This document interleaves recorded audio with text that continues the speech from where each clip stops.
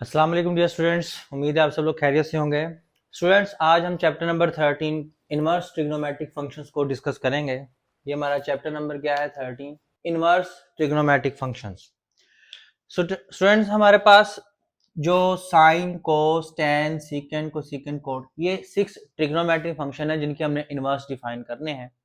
लेकिन इनके inverse define करने से पहले हमें जिस चीज का पता होना जरूरी है वो ये है कि ये फंक्शंस बाइजेक्टिव फंक्शंस नहीं होते, क्यों? हम उस फंक्शन का इनवर्स डिफाइन ही नहीं कर सकते जो बाइजेक्टिव ना हो। अब बाइजेक्टिव फंक्शंस कौन से होते हैं वो जरा बताता चलूं कि वो फंक्शंस जो ऑन टू भी हों और वन टू वन भी हों, तो ऐसे फंक्शंस हमारे पास बाइजेक्टिव फंक्शंस होते हैं।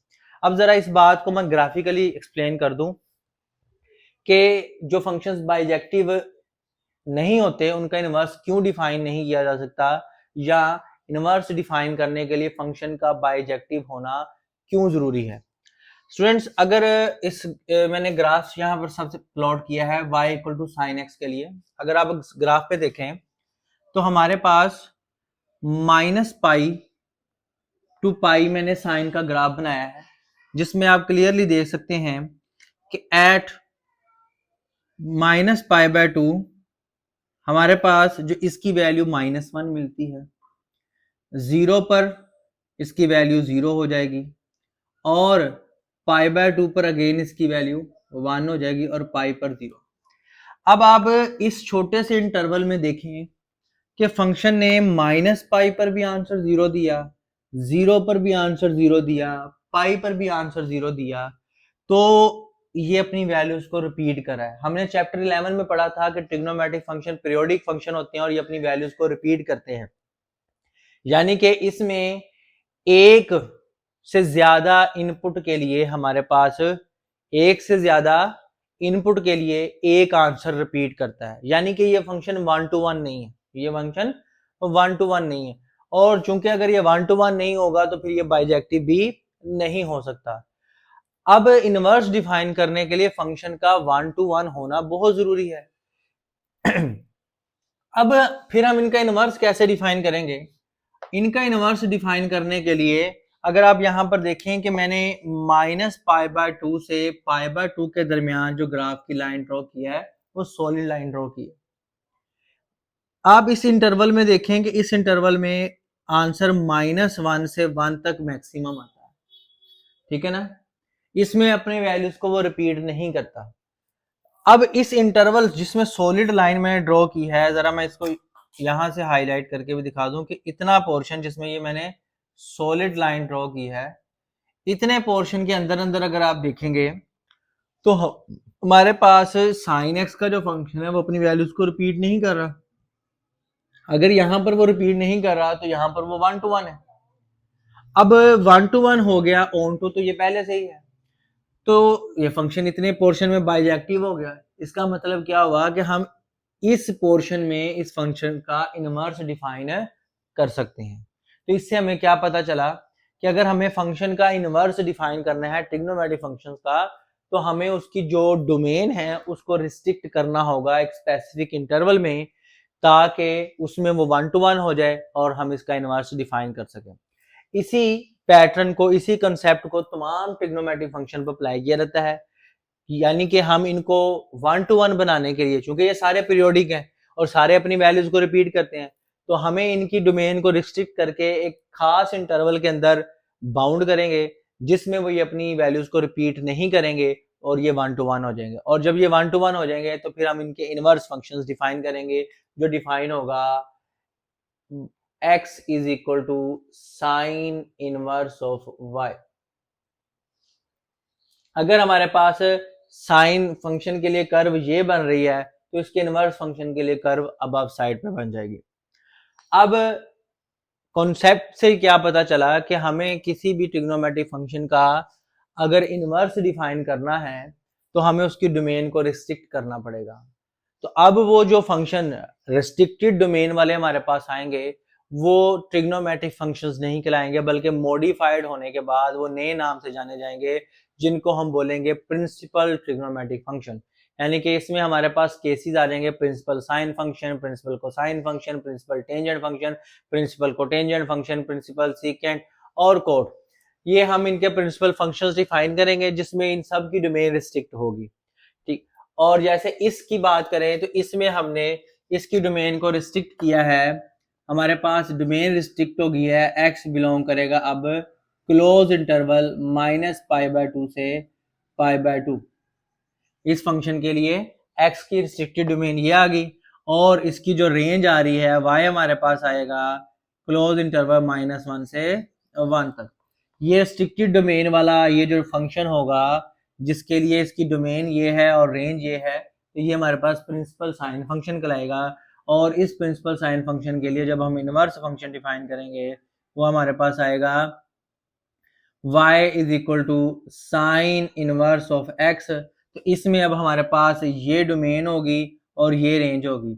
और याद रखें कि जो हमारे पास प्रिंसिपल फंक्शन में डोमेन है वो रेंज में बदल जाती है, और जो रेंज इनवर्स डिफाइन करते वक्त जो रेंज डोमेन में बदल जाती है। तो हम ये कह सकते हैं कि यहाँ पर अब इनवर्स फंक्शन के लिए जो हमारे पास डोमेन होगी वो हमारे पास x बिलोंग करेगा -1 to 1 और y बिलोंग कर जाएगा हमारे पास -π/2 से π/2। तो ये हमारे पास इनवर्स ट्रिग्नोमेट्रिक फंक्शन डिफाइन हो गया इन दिस इंटरवल। सिमिलरली हम तमाम फंक्शन के डोमेन और रेंज को, यानी पर यहाँ बुक में एक चार्ट बना हुआ है वो आप इजीली देख सकते हैं, उसको मैं मेमोराइज करना होगा कि प्रिंसिपल ट्रिग्नोमेट्रिक फंक्शन की डोमेन रेंज क्या है, जिसमें से मैंने साइन के लिए बता दी है। अगर हम कोस के लिए बात करेंगे y is equal to cos of x, principal cos function के लिए इसमें x आपका बिलोंग करेगा 0 to π क्लोज इंटरवल। अगर हम y is equal to tan x के लिए बात करेंगे तो और रेंज हमारे पास आ जाएगी -1 to 1। tan के लिए बात करेंगे x बिलोंग्स करेगा हमारे पास ओपन इंटरवल -π/2 से π/2, ठीक है। और इसकी रेंज हमारे पास रियल लाइन आ जाएगी। अब ये सारे के सारा चार्ट आपके पास अवेलेबल है बुक में। हम इस कॉन्सेप्ट्स को यूज करते हुए एक्सरसाइज 13.1 स्टार्ट करते हैं और इनवर्स ट्रिग्नोमेट्रिक फंक्शन से रिलेटेड प्रॉब्लम्स को सॉल्व करते हैं। c² - d² are in GP। अब हमने इनको क्या करना है, तो टेक करते हैं, टेक R1, पहली कॉमन रेशो निकालते हैं तो वो होगा b² - c² over a² - b²। तो यहाँ पर अगर हम देखें कि b किसके इक्वल है, b हमारे पास RA के इक्वल है और c हमारे पास RB के इक्वल है। ऊपर जस्ट वैल्यू पुट करनी है, नीचे सब्स्टिट्यूशन करने की जरूरत नहीं है।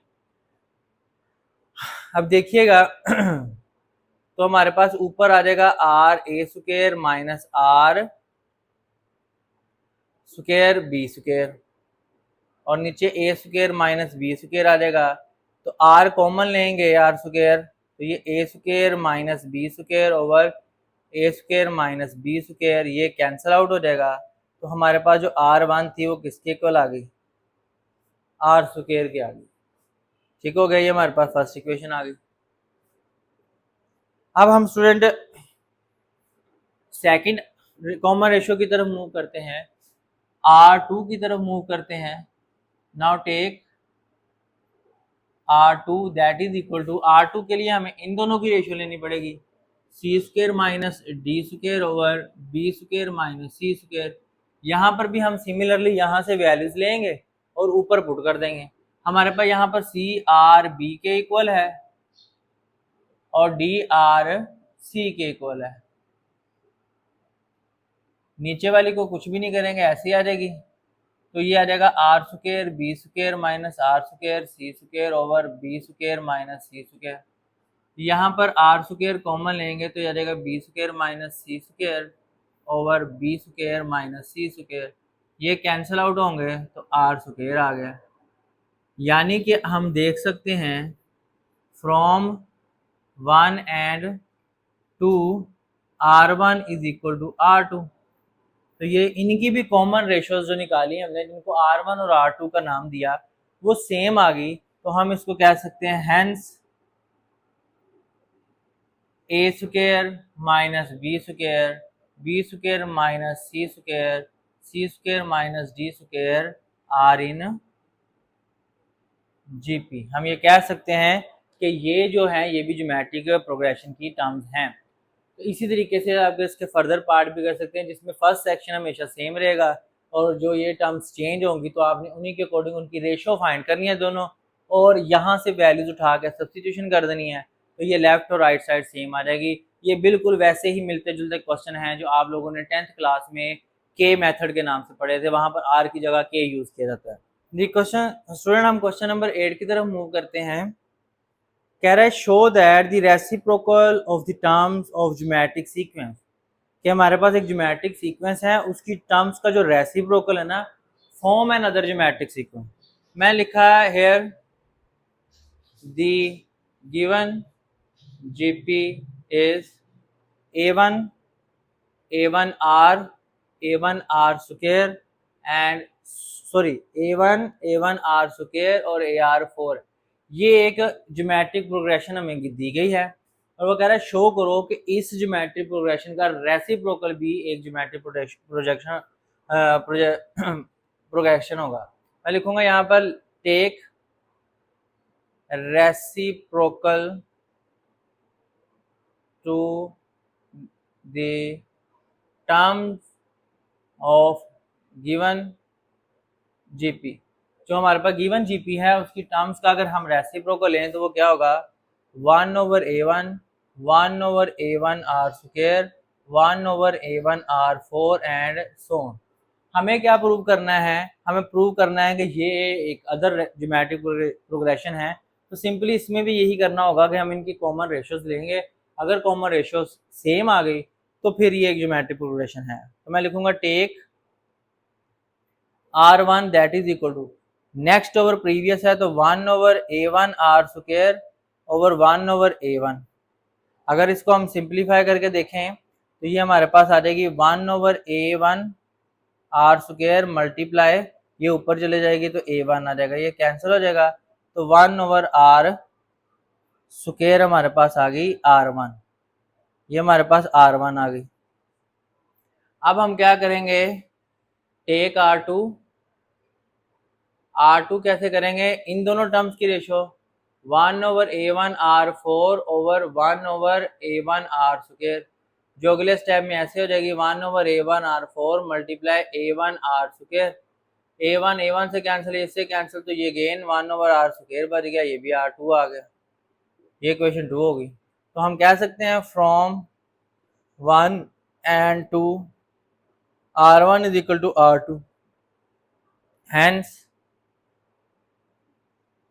reciprocal to the terms of geometric progression, given geometric progression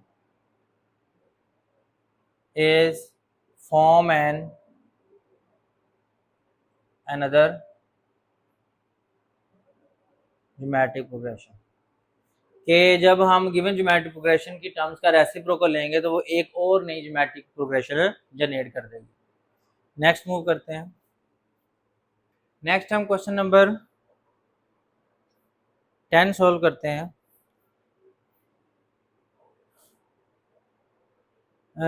find 3 consecutive numbers in GP whose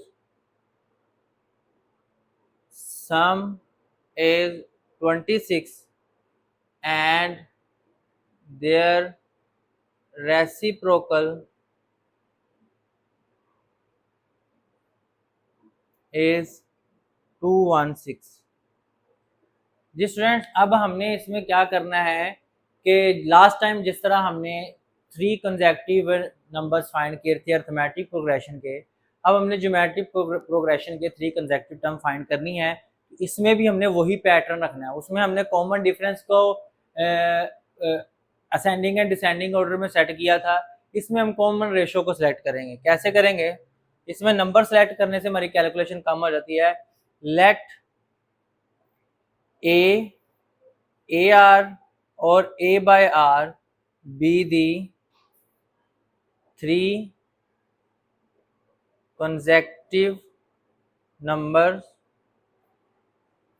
अब हमने यहाँ पर ये इस सेंस में क्यों लिए हैं, ताकि जब हम इनकी प्रोडक्ट वाली कंडीशन इस्तेमाल करेंगे ना, कि जिसमें उसने कहा कि सम ये है and there reciprocal and their product आएगा, सॉरी यहाँ पर स्टेटमेंट में क्या है, एंड देयर प्रोडक्ट, कि हमारे पास प्रोडक्ट इज 216 है। तो जब हम ये प्रोडक्ट वाली कंडीशन यूज करेंगे तो ये हमारे पास एक दूसरे को कैंसिल आउट कर देंगे। तो हमारे पास क्या होगा, a over r plus a r that is equal to 26। हमने ये सम की कंडीशन लगाई, ये हमारे पास इक्वेशन बन गई, एंड प्रोडक्ट की कंडीशन लगाएंगे तो a ओवर r, a और ए आर ये 216 है। तो यहाँ पर देखेंगे तो ये आर से कैंसिल हो जाएगा, तो हमारे पास a cube is equal to 216 आ जाएगा। तो यहाँ से हमारे पास a हमारे पास आ जाएगा आई थिंक सो 6। अब हम क्या करेंगे, put a is equal to 6 in 1, हम इसमें 1 में पुट करेंगे तो हमारे पास 6 over r plus 6 r is equal to 26 आ जाएगा। अब एलसीएम ले लें या इसको पहले उधर जाकर सोल्व कर लें, 6 by r plus 6 r is equal to 6 minus 26 करेंगे तो 20 हो जाएगा। तो ये आ जाएगा 6 plus 6 r square over r is equal to 20। तो यहाँ पर आ जाएगा 6 plus 6 r square is equal to 20 r, और अगर हम इसको अरेंज कर लेंगे तो 6 r square minus 20 r plus 6 is equal to 0। अब हमारे पास